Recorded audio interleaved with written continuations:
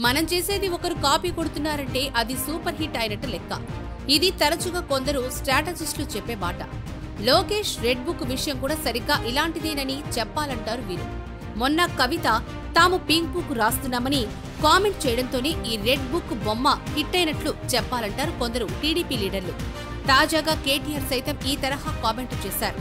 మనకు వ్యతిరేకంగా పనిచేసే వారందరి పేర్లు ఊర్లు రాసిపెట్టారని అధికారంలోకి వచ్చినాక అందరి పని చెప్తామని అంటున్నారాయన. దీనంతటిని బట్టి చూస్తే ఆనాడు నెగిటివ్ గా కనిపించిన రెడ్ బుక్ ప్రస్తుతం పవర్ఫుల్ గా మారినట్టు తెలుస్తోందని అంటున్నారు. ఎక్కడో పక్క రాష్ట్రంలో కూడా దీని ప్రభావం పాకినట్లు ఆయా నేతలకు సోకినట్లు భావిస్తున్నారు.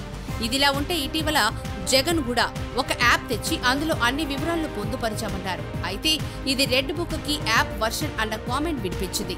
రెడ్ బుక్ కి గుడ్ బుక్ తెస్తామని తొలినాలలో బీరాలు పలికిన జగన్ ఆ తర్వాత అదే తరహాలో యాప్ తెస్తామని అన్నప్పుడే ఈ రెడ్ బుక్ ఎంత పెద్ద హిట్టో తెలుసుకోవచ్చని అంటున్నారు.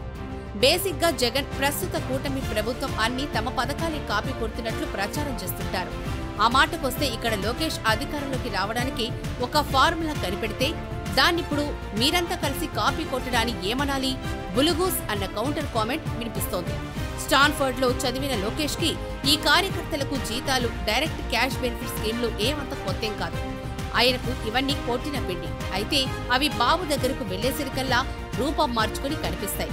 ఒక్క రెడ్ బుక్ మాత్రమే ఒరిజినల్ గా అలా బయటకొచ్చేసి సూపర్ డూపర్ బంపర్ హిట్ కొడుతోంది. ఇటు ప్రత్యర్థి పార్టీ వైసీపీయే కాకుండా ఎక్కడో ఉన్న బీఆర్ఎస్ సైతం అచ్చు దింపేస్తుంది అంటే అర్థం చేసుకోవచ్చని కాలర్ ఎగరేస్తున్నారు తెలుగు తమ్ముళ్లు.